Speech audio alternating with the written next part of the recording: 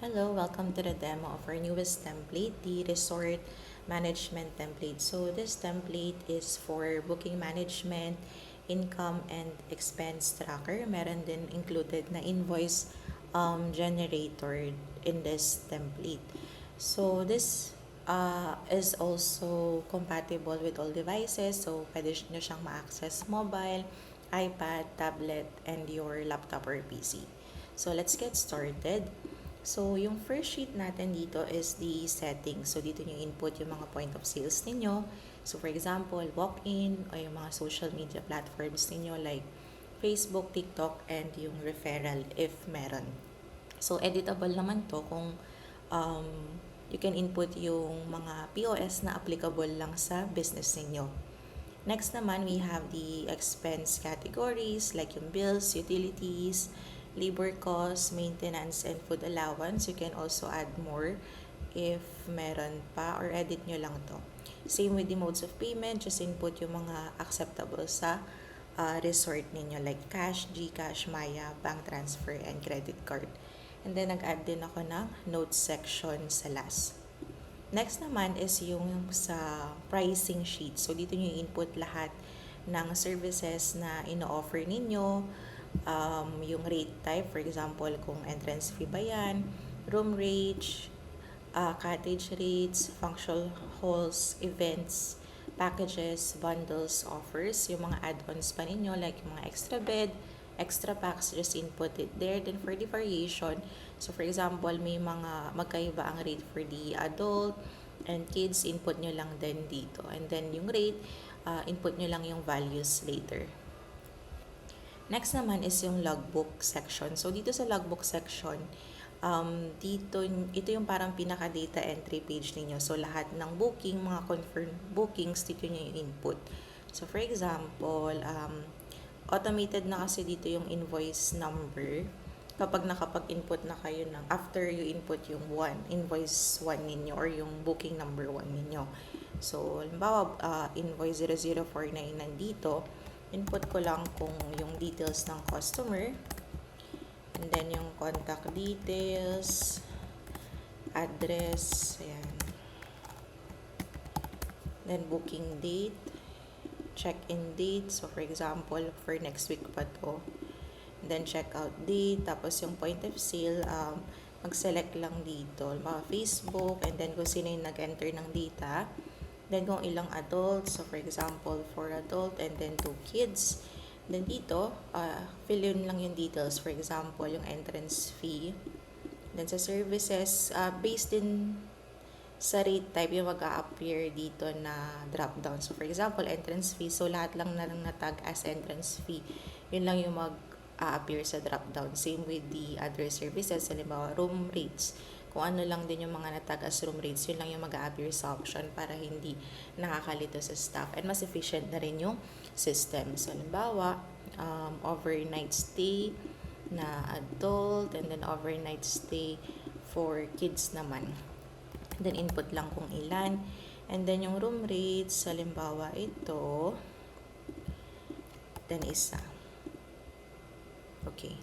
And then yung subtotal automated na din. Kung may discount, input nyo lang din. And then kung nag-deposit na siya, upon booking, input nyo na lang kung ilan yung amount. Ayan. So yung balance, mag-update na rin yung computation.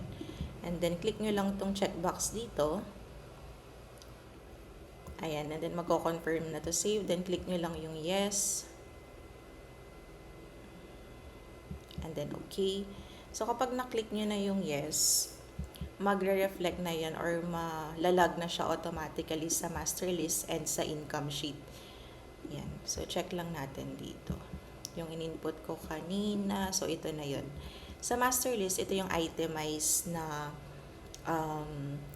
details ng booking nila. Then, sa income naman, ito na yung total amount per booking number or invoice number. And then, sa invoice generator, ito magre-reflect based dun sa selected na invoice number or booking number. Halimbawa ito, yan. So, lahat ng data na nalag natin kanina sa logbook, yun yung magre-reflect dito sa invoice generator. And then, pwede nyo na itong i-print. So, for printing, click nyo lang yung portrait. Ayan. Then, yan, ready for printing na siya. Then dito, pwede nyong input yung terms or payment details dito sa section na to. Okay, so sa income naman, automated na rin dito yung mga data na na-input natin kanina, like yung booking date, hanggang dito sa deposit. Now, kung halimbawa, may additional payment sila upon check-in nila, kagaya ito, nag-deposit siya ng 1.5 pero may balance pa na 2.3. So, halimbawa, mag-full payment na siya upon check-in, input ko lang dito. Then, kung kailan na bayaran, click ko lang to. And then, for the mode of payment, kung cash, and then kung sinong naka-receive, input nyo lang din. Kung may refund naman, halimbawa, yung deposit niya initially is refundable. Halimbawa, security deposit lang siya. So, i-refund yung, bawa, 1.5 lang yung security deposit from that. Yan. And then, received by Ali. So, ang income lang doon, i-deduct sa income yung na-refund na security deposit, if ever. And then, dun sa booking status, mag-select lang kayo kung confirm, check-in, check-out, or cancelled. So, halimbawa, nag-check-in na siya, yan. And then, itong payment status automated na based doon sa balance computation niya. Okay, so next naman sa expense tracker, ito mas simple lang. Just input the date. Ayan. And then kung anong category. And then yung amount. Then yung particulars, meron namang extra space dito. And then input nyo lang kung anong mode of payment. Ayan. And kung sino nag-enter ng data. If you want to track yung data entry. Then dito naman sa calendar, itong booking calendar, automated na rin to based dun sa mga nakalag na details doon sa logbook kanina. So dito, as you can see, mag-update to based dun sa selected month. So double click nyo lang to. So halimbawa kung February, yan, magre-reset yung data since wala tayong data pa for February. Pag sinelect ko yung March, lahat ng booking for March nyo magre-reflect dito based din dito sa selected na category. So halimbawa, double click nyo to. Kung gusto nyo lang i-check yung mga specific room, for example, specific service lang. So, halimbawa, yung couple room, titingnan nyo kung ano yung mga booking for couple room para alam nyo later kung ano yung mga open pa na dates or ano na yung mga na-book na dates. Then, dito sa booking details, makikita ninyo kung anong booking number para madaling i-check later on sa income or master list. Ano nung status, kung nag-check-in na ba, confirmed na ba, na-cancel ba, makikita nyo na dito sa calendar. And then, kung hanggang kailan sila mag-i-stay. So, from 3:13 to 3:15. Ayan. Kapag ka-clinic ko ulit to, halimbawa, day tour lang naman yung gusto kong i-check or overnight. Ayan. Magre-reflect dito lahat ng overnight stay na nakabook for March. Ayan. So, sa dashboard naman, ito yung summary na ng cash flow.